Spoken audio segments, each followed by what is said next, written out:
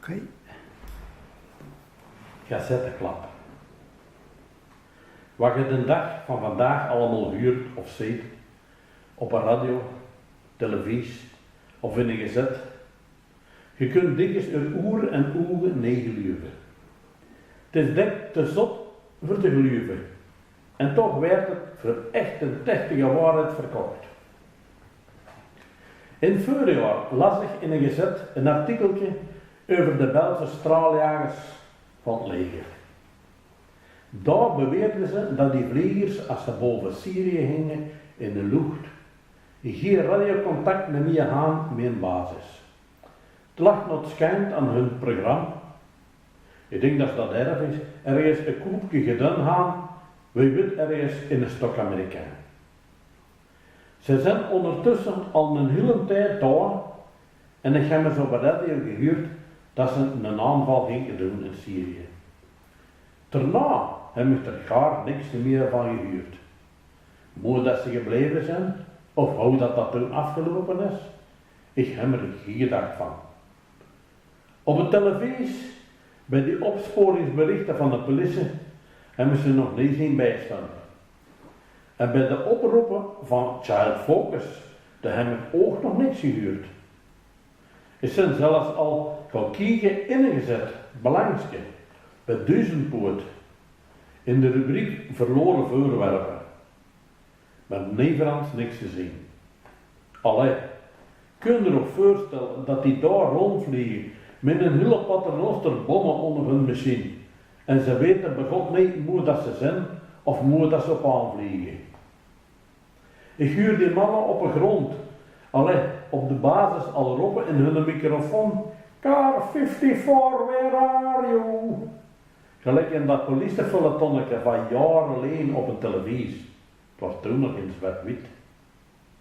Kun je je voorstellen dat die piloten dan met hun gsm moeten telefoneren naar hun baas en dat die dan zeggen, zeg, ik vlieg hier evenals boven Syrië denk ik. Maar eigenlijk weet ik niet hoe dat zijn.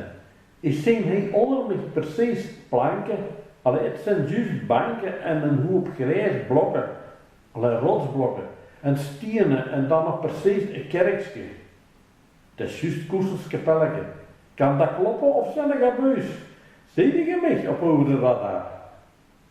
En je erboven op die bergen aan en met al die zand rond, daar is juist een stiebig, zo te zeggen. Daar staan juist handwijzers, maar ik hang te hoek met mijn vlieger voor te kunnen lezen wat erop staat. En als ik liever vlieg, dan moet ik zeker 5 keer overvliegen eer dat ik alles gelezen heb, want mijn vlieger vliegt eraf. En ik kan ook niet te lief vliegen. Want als er daaronder jong gasten met een schetertje en kijkers in een polle rondlopen, dan scheten die me misschien zo een kijken in de gat. Maar ik heb nog een landkaart ben ik, van het Midden-Oosten. Het is nog hier van de jaren 60. Ik heb die eens gekocht op een rommel met intervent. Maar als ik die openploei en op mijn knieën leg voor te kijken hoe dat zijn, dan zie ik niks meer onder mij op de grond. Maar als hij dan ondersteboven vliegt, dan kan ik wel de daal kijken, door mijn cockpit. Maar dat zit alles op zijn kop. En dat Arabisch, dat moet er al van achter naar voren lezen. Als het dan ook nog op zijn kop staat, dan is het zeker juist Chinees. Chef, België is gauw terug, want bij die me hangen misschien boven Rusland. En dan heb ik geen nacht genoeg voor terug te komen. Ziet dat hij dan een dubbellanding moet maken en pakt dat hij daar dan nog juist nog een afkomst vindt, dan zijn hij nog gekloot.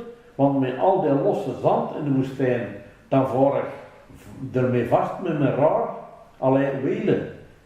En dan stijg ik tot aan mijn assen, of wie weet, tot aan de pens van mijn vlieger in de zand. Als ze mij dan te pakken krijgen, wat zullen ze dan wel allemaal bij mij gaan doen? Je creveert daar sowieso al van dorst.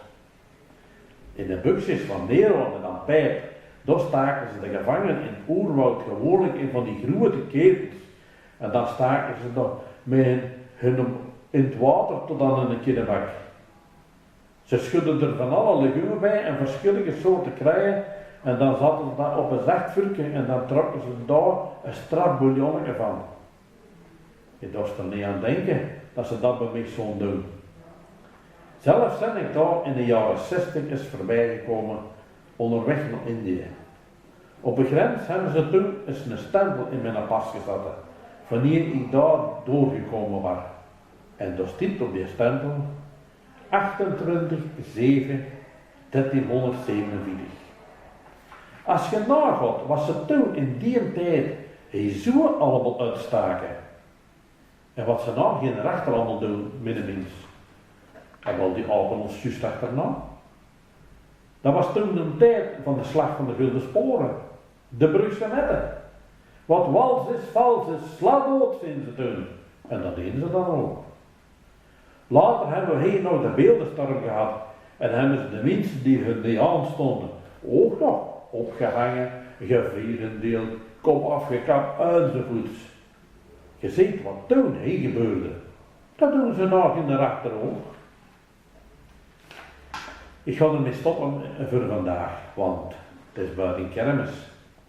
Ik ga daar nog wat herinneringen ophalen uit een tijd dat we nog jong en onvervaard waren.